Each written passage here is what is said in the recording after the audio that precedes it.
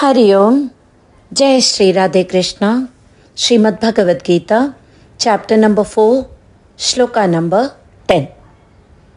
Vīta-rāga-bhaya-krodhā, man-mayā mam upāśhritāḥ, bahavo jñāna-tapasā, pūtā mad-bhāvam āgatāḥ.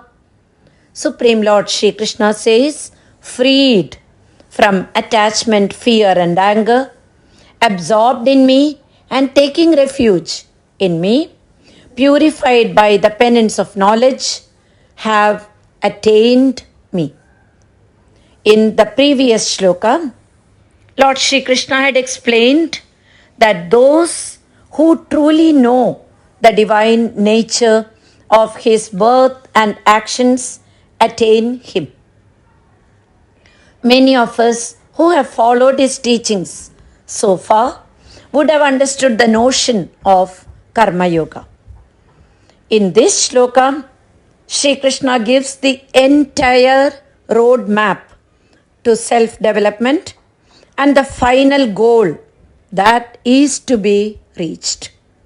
Many commentators read this shloka as a synthesis of all the three paths: karma yoga, bhakti yoga and jnana yoga.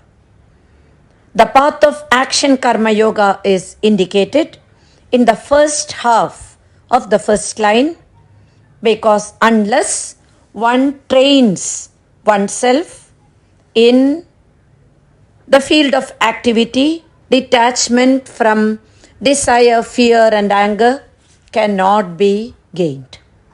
The second half of the first line, absorbed in me and taking refuge in me, indicates the path of love or devotion, bhakti yoga, wherein the devotee, binding himself with love to the Lord of his heart, lives his life taking refuge in nothing other than the Lord.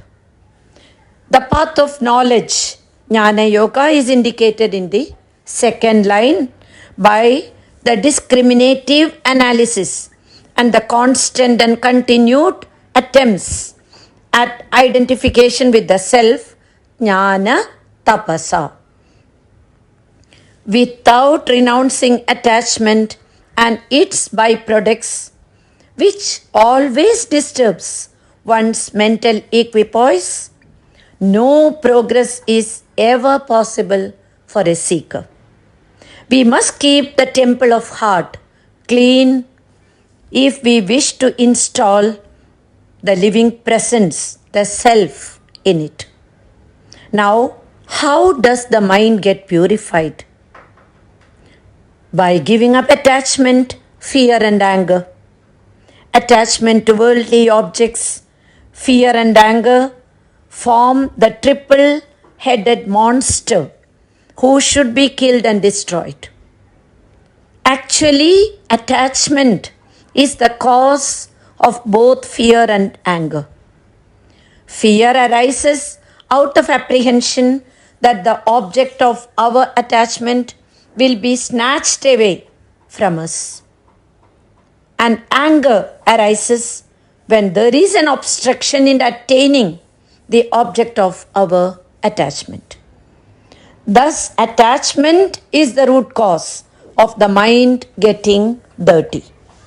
Now, those who are absorbed in me, man-mayā, are persons who are not absorbed in the ego. This all-absorbing identification with the Lord can come to men only when they take refuge in me, mam upāśhritāḥ. We, the common people, without much thought, assure our life's joys with objects of pleasure, house, wealth, relations, and so on. We take refuge in these worldly things for our security. The more we do so, the more our faith in them increases. Shri Krishna advises to take refuge in him so that our faith in him deepens, until we come to be as fully absorbed in Him as we are totally absorbed in our ego and ego-interpreted world of experiences.